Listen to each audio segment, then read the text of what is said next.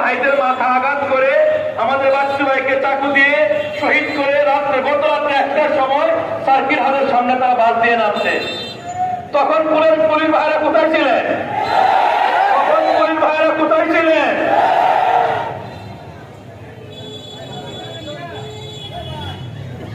সম্মানিত হাজিরিন, আমরা যারা আসছি, ওলামায়ে কেরাম এখানে আছে, বিভিন্ন এলাকা থেকে আসছি, আমরা সংক্ষেপ।